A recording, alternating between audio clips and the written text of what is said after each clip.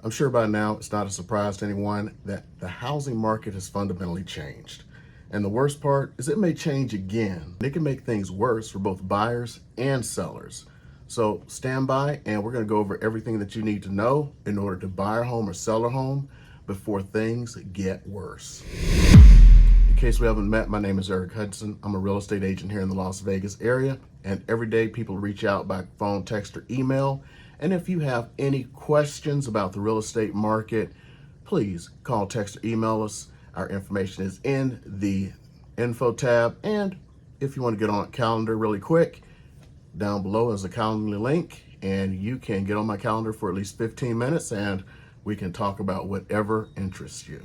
Well, it's about to get worse.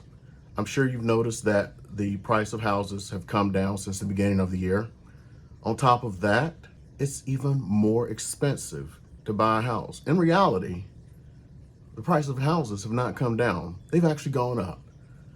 Now, you may look at this screen and go like, are you crazy?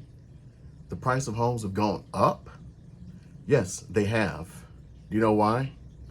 Because of the massive rise in interest rates that we've had.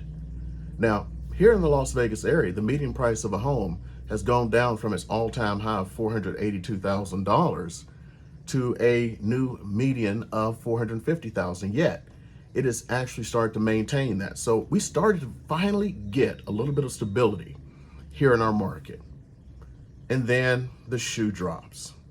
Jerome Powell and the Fed, in order to control inflation, have put the band hammer down, and they have raised interest rates by 0.75% or 75 basis points. Here's where it's going to matter.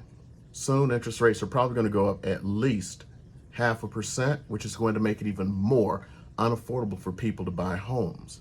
And what that's going to do is put pressure on prices, either to keep them holding steady or to push them down slightly.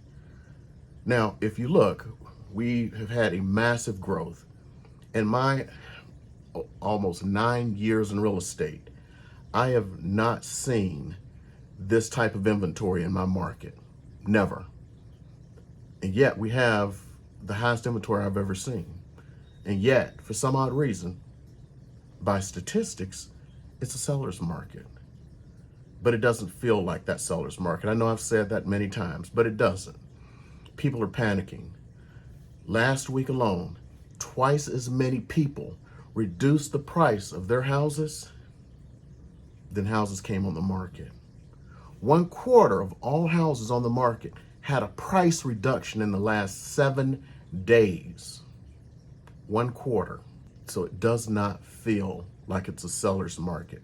Yet, we don't have 6 months of inventory, which makes it at least a balanced market or a seller's market. We are not in a buyer's market, but because of what's going on, buyers can run the ring and get what they want. They can get their closing costs. They can get point buy downs. They can get everything else. So what we're going to talk about today is what you need to do as a buyer or seller. So this is a completely agnostic video. The entire point is to get you where you need to be. If you need to sell, the point of this video is to get you to sell as fast as possible and get you the most money before the other shoe drops. If you're a buyer and you're going like, well, gee whiz, prices go down, it helps me. Fortunately, it doesn't work that way, because the reason prices are going down is because interest rates are going up. So let's go ahead and illustrate that a little bit more.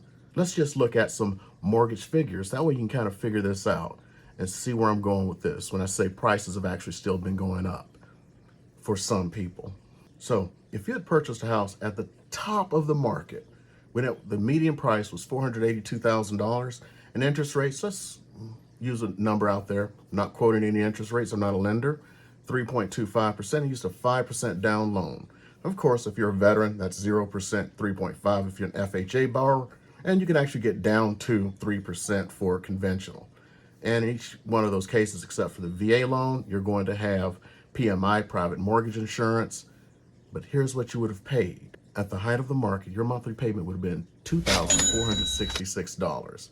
That's all in, including taxes and insurance and all that stuff. But let's say you bought a house right here, right now. Current interest rates, And I'm going to use 6% for the current interest rate, even though it has creeped a little bit beyond that. But we're just going to use 6% to make it simple. Everything else being the same with the current price of $450. Now that will bring you to a payment of $3,024. Wow.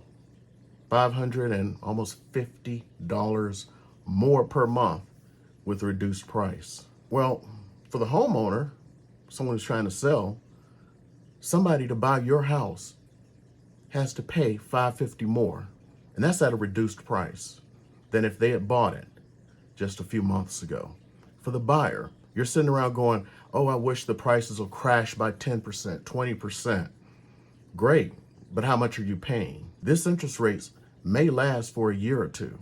You're going to be stuck paying those. So when I started to run the numbers, for a $450,000 house now is the same payment as a $620,000 house just a few months ago. Do you think somebody who wanted to buy a $620,000 house just 6 months ago is really interested in the $450,000 house? Not as much. But think about the reverse. What about the person who could afford a median priced house? What can they afford now? They can afford less. So you have a shorter, smaller pool of people, which is less chance to bid up your house. But the fact that housing prices have only declined by $32,000 with all of these interest rates increases is actually a miracle. I mean, it really is a miracle. So here's what you have to start thinking about. You want to get rid of your house. I don't want to just say get rid of it. You want to sell your house for the most money possible before you have a smaller pool of people who you can deal with, and even more people try to get out while the getting's good.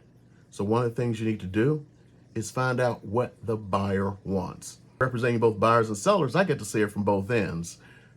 Right now, what the buyer wants is they start to look at their payment. They used to look at prices a little bit more.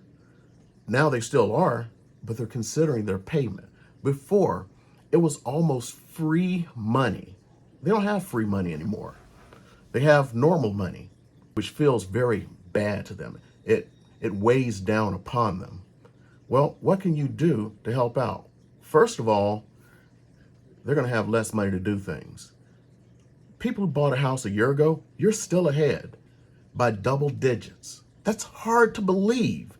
As much stuff as you see in the news, as much as your friends are talking, you're still up by double digits. Don't go into the single digits or break even or, God forbid, negative.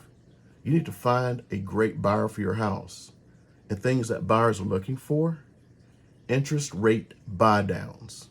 I was talking to a lender today, and the thing that is working, that is moving houses, is an interest rate buy down. If you give an interest rate buy down, you can buy that rate down to something like 4.5%. How much does that save somebody a month over the person who is still doing this? Can I just try for one more week? Let's take a look real quick. If you got that rate down to 4.5%, their payments are only going to be $2,627. That is enough to possibly keep someone in a home that wouldn't qualify before. That interest rate buy down, that if you gave 3% or something, is magical. What if you were to help with closing costs and do an interest rate buy down? You have increased your pool of potential buyers, which means you're going to have more eyes on your house.